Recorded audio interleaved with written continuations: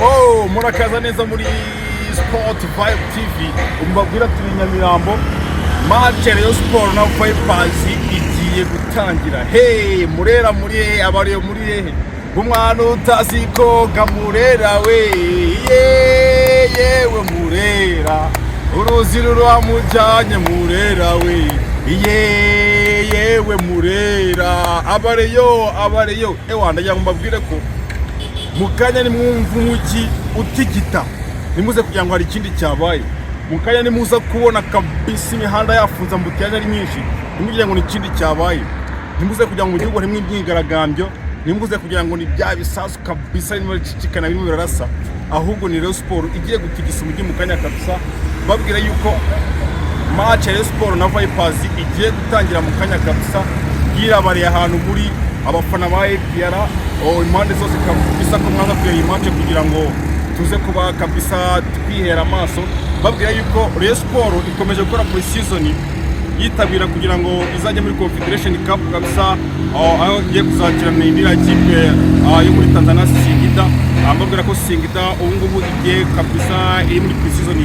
muri Tanzania mu cyitwa Sekafa Kagame Cup aho ni equipe ya Nyamukandagira kabisa APR bizaba biri kumwe n'amakipe yombi mu Rwanda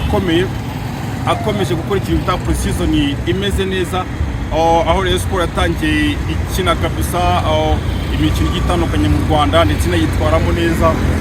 aho ikitwa inkera y'abahizi APR yabashije kuba yatumira Rayon Sport ariko inkera kabisa inkera y'abahizi Rayon Sport ntiyabasha kuba yakitabira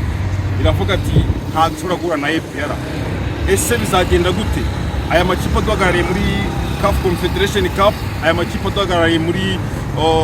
Champions League ubwo ndavuga APR ndetse n'ikipe ya Rayon Sport hari ikintu kizavamo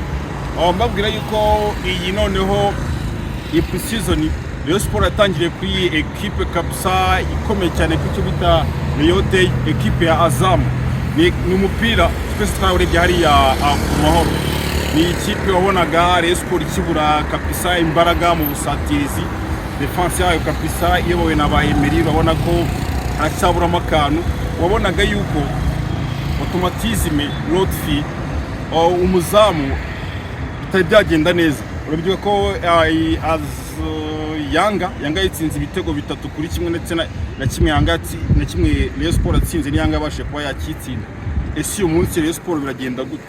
iyi Rayon Sport iraza gutsinda Vipers bibutsa ko ari ikipe yo mu Bugande nayo ni equipe nziza cyane equipe y'abafana mu Bugande ikipe ora ku bikombe ikipe itanga abakinnyi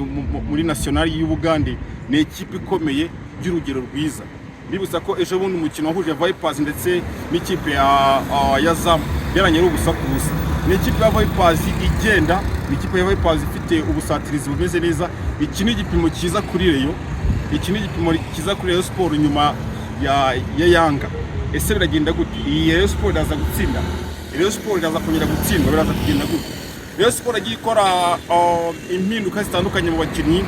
aho nk'umuzamu mbere yo kubona yuko umuzamu wabo kabisa hari ibintu bitari kugenda neza ubwo yazanaga umuzamu kabisa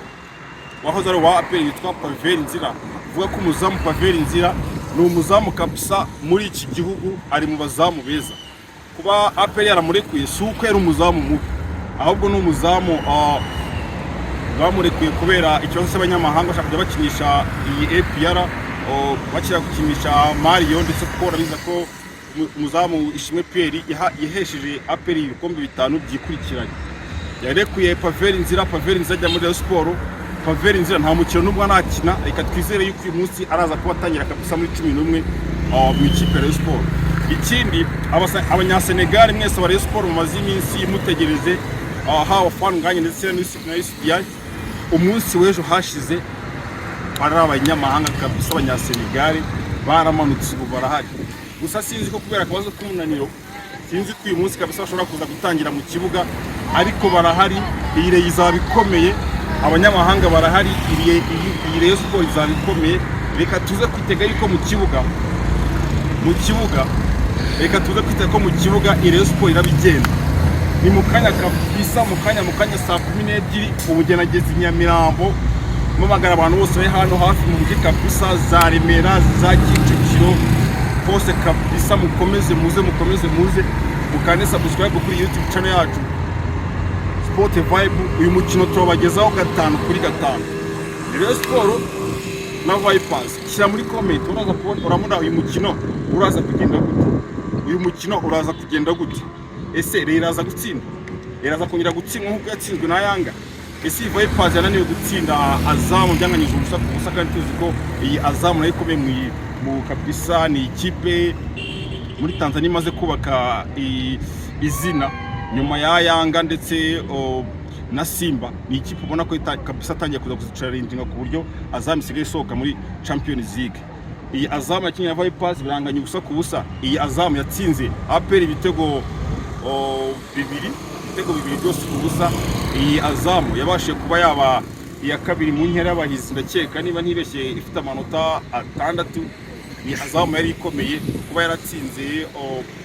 kuba yarabashije kunganya na Vipers, byari ibintu byiza cyane. Ni umukino nyine wagendaga. Reka tuze kureba ko kabisa mu kanya kusa saa 12 ubwo umukino uraza kuba utangiye. Urabona kabisa Nyamirambo mukubira hari hano kuri muva kabisa Nyamirambo hari abafana batangiye kuza mu bice byose. Abariyo Sport kabisa muze kuri 5-5 match ndayibagezaho, muze kuba muri live kana subscribe tuwane 5-5. Nitwa Prophet kuri micro za Sport Vibe, ndabakunda. Ciao ciao.